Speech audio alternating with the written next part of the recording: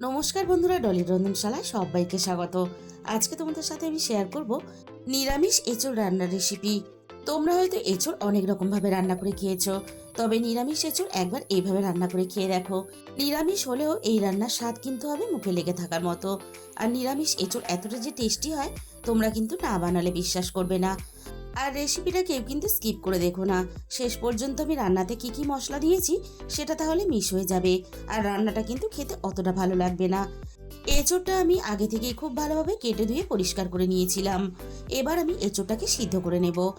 জন্য আমি প্রেসার কুকারের মধ্যে আন্দাজ মতো পরিমাণ মতো জল দিয়ে দিলাম, আর জলের মধ্যে আমি 1 ছিটের মতো তেল দিয়ে দিলাম। এবার আমি দিয়ে দেব স্বাদ মতো লবণ। এঁচোড়টা আমি প্রেসার কুকারে সিদ্ধ করে নেব, তোমরা চাইলে কিন্তু কড়াইয়ের মধ্যেও সিদ্ধ করতে পারো। সবশেষে আমি এখানে অল্প একটু হলুদের গুঁড়ো দিয়ে দিলাম। এবারে আমি প্রেসার কুকারের মধ্যে কেটে রাখা এঁচোড়গুলোকে দিয়ে দেব। আর জলের সাথে অল্প একটু তেল দিয়ে দিলে তাহলে প্রেসার কুকারটা যখন ধুয়ে মেজে পরিষ্কার করবে, খুব সহজেই কিন্তু এঁচোড়ের আঠাটা উঠে গিয়ে প্রেসার কুকারটা ভালোভাবে পরিষ্কার হয়ে যাবে। আর যখন বাজার থেকে এঁচোড় কিনবে, এরকম একটু বড় দানা থাকবে, এরকম দেখে কিন্তু এঁচোড়টা কিনবে। অল্প একটু এরকম দানা না থাকলে যত ভালোভাবেই রান্নাটা করো না কেন, এঁচোড় কিন্তু খুব বেশি খেতে ভালো লাগে না। আর এই রান্নার জন্য আমি একটা মাঝারি সাইজের আলু একটু বড় করে আগে থেকে কেটে রেখে দিয়েছিলাম। এবার আমি এঁচোড়ের সাথেই আলুগুলোকে দেব সিদ্ধ করার জন্য। এঁচোড় আর আলু আমি একসাথেই সিদ্ধ করে রান্নাটা করব। তোমরা চাইলে কিন্তু আলু আলাদা করে ভেজেও রান্নাটা করতে পারো। এঁচোড় যেহেতু সবাই সিদ্ধ করতে জানো, তাই কিন্তু আমি আর সিদ্ধ করাটা দেখালাম না। এঁচোড়টা ওদিকে সিদ্ধ হতে থাক, প্রথমে আমি এই রান্নার জন্য একটা মশলা বানিয়ে নেব। কড়াইটা হালকা একটু গরম করে নিয়ে আমি কড়াইয়ের মধ্যে গোটা গরম মশলা দিয়ে দিলাম। গরম মশলাটা যেহেতু একটু ভাজতে সময় লাগে, তাই প্রথমে আমি হালকা একটু গরম মশলাটাকে ভেজে নেব। গরম মশলাটাকে ভেজে নিয়ে এবার আমি গরম মশলার সাথে দিয়ে দিলাম 1 চামচ গোটা ধনে, আর দিয়ে দেবো 1 চামচ গোটা জিরে। এবার আমি গোটা জিরে, ধনে, গরম মশলা সবকিছু একসাথে নাড়াচাড়া করে আরও একটু মিনিট খানেকের মতো ভেজে নেব। জিরে আর ধনেটাকে আমি ভালোভাবে ভেজে নিয়েছি। এবার আমি গ্যাসের ফ্লেমটা পুরোপুরি বন্ধ করে দিয়ে আমি দিয়ে দিলাম এখানে অল্প একটু জয়িত্রীর ফুল। হালকা একটু নাড়াচাড়া করে নিয়ে আমি গোটা ভাজা মশলাগুলো নামিয়ে নেব।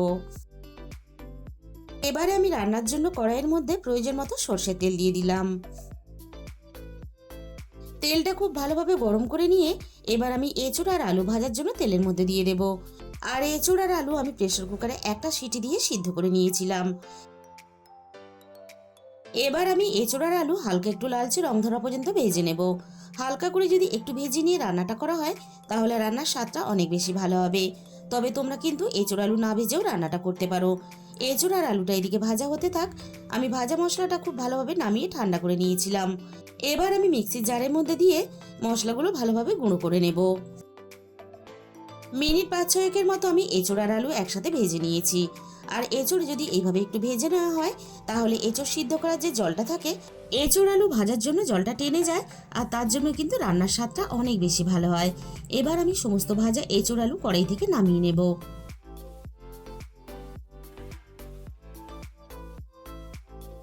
ভাজা এঁচোড় আর আলু আমি কড়াই থেকে নামিয়ে নিলাম।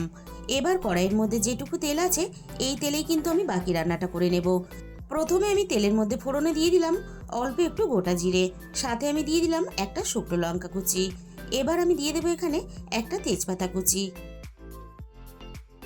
এবার আমি ফোড়নটা নাড়াচাড়া করে কয়েক সেকেন্ড ভেজে নেব। ফোড়নটা আমি ভালোভাবে ভেজে নিয়েছি। এবার আমি তেলের মধ্যে রান্নার স্বাদ মতো লবণটা দিয়ে দেব। এবার আমি তেলের মধ্যে রান্নার প্রয়োজন মতো আদা বাটা দিয়ে দিলাম। তেলের মধ্যে আদা বাটা দেওয়ার জন্য অনেকটাই কিন্তু আদা গায়ের মধ্যে ছিটিয়ে আসে, তাই লবণটা যদি আগে দেওয়া হয় তাহলে কিন্তু খুব বেশি গায়ের মধ্যে ছিটিয়ে আসবে না। এবার আমি আদাটাকে নাড়াচাড়া করে মিনিট খানেকের মতো একটু ভেজে নেব, আদার কাঁচা গন্ধটা চলে যাওয়া পর্যন্ত। আদাটা যাতে পুড়ে না যায়, তার জন্য আমি অল্প একটু জল দিয়ে দিলাম। এবার আমি রান্নার একে একে গুঁড়ো মশলাগুলো দিয়ে দেব। প্রথমে আমি দিয়ে দিলাম রান্নার প্রয়োজন মতো হলুদের গুঁড়ো, আর সাথেই আমি এখানে দিয়ে দেবো ঝালের জন্য লঙ্কার গুঁড়ো। নিরামিষ এঁচোড়, তাই কিন্তু আমি রান্নাটা একটু ঝাল ঝাল করে করব। তোমরা কিন্তু ঝালের পরিমাণটা অবশ্যই নিজেদের স্বাদ মতো ব্যবহার করবে। এবার আমি মশলাটাকে নাড়াচাড়া করে বেশ ভালোভাবে একটু কষিয়ে নেব। মিনিট 5 মতো আমি মশলাটা নাড়াচাড়া করে ভালোভাবে কষিয়ে নিলাম। আমি আগে থেকে ছোট বাটির 1 বাটি টক দই ফেটিয়ে রেখে দিয়েছিলাম। এবার আমি মশলার সাথে টক দইটাকে দিয়ে দিলাম। এবার আমি টক দইয়ের বাটি ধুয়ে অল্প একটু জল দিয়ে দিলাম। এবার আমি রান্নার স্বাদের ব্যালেন্সের জন্য আমি টক দইয়ের টক বুঝে রান্নাতে অল্প একটু চিনি দিয়ে দিলাম। এবার আমি গ্যাসের ফ্লেমটা একেবারে লোতে রেখে টক দইটা মশলার সাথে নাড়াচাড়া করে মিনিট খানেকের মতো ভালোভাবে কষিয়ে নেব। মশলা আমি বেশ ভালোভাবে কষিয়ে নিয়েছি। এবার আমি এখানে ভেজে রাখা এঁচোড় আর আলুটাকে দিয়ে দিলাম। এবার আমি এঁচোড় আর আলুটা মশলার সাথে বেশ ভালোভাবে একটু সময় নিয়ে কষিয়ে নেব।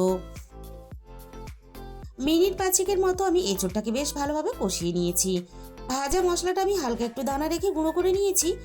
ভাজা মশলার অর্ধেকটা আমি এখন রান্নার মধ্যে দিয়ে দেব, আর বাকি অর্ধেকটা আমি রান্নায় পরে ব্যবহার করব। এবার আমি এঁচোড়টা ভাজা মশলার সাথে আরো একটু কষিয়ে নেব।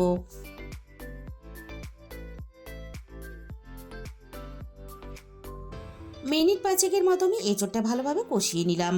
এর থেকে আমি আর বেশি সময় কষাবো না। রান্না থেকে দেখো সুন্দরভাবে তেলও ছেড়ে দিয়েছে।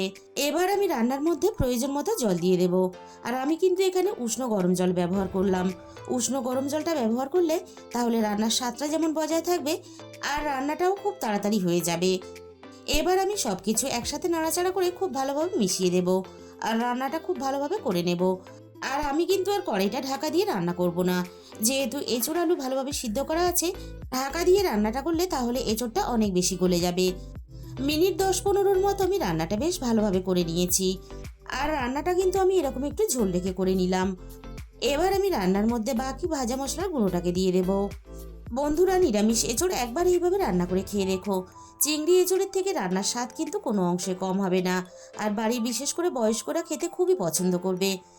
আর যেহেতু নিরামিষ এঁচোড়, তাই কিন্তু আমি সবশেষে অল্প একটু ঘি দিয়ে দিলাম। তবে ঘিটা তোমাদের যদি একেবারেই অপছন্দ হয় তাহলে ঘিটা স্কিপ করে যেতে পারো। তাহলে বন্ধুরা, আজকের এই রেসিপিটা ভালো লাগলে ভিডিওতে একটা লাইক করে দিও, আর নিজেদের বন্ধুদের মধ্যে শেয়ার করে দিও, আর কমেন্টের মাধ্যমে জানিও তোমাদের কেমন লাগলো। আর যে সমস্ত নতুন বন্ধুরা এখনো পর্যন্ত আমার চ্যানেলটা সাবস্ক্রাইব করনি, এরকম নতুন সহজ ঘরোয়া রেসিপি পেতে আমার চ্যানেলটা সাবস্ক্রাইব করে আমার পাশে থাকার অনুরোধ রইল। আর তার সাথে সাথে পাশে থাকা বেল আইকনটা ক্লিক করে অল করে দিও, তাহলে আমি যখনই কোনো নতুন রেসিপি আপলোড করব সবার আগে তোমার কাছে পৌঁছে যাবে।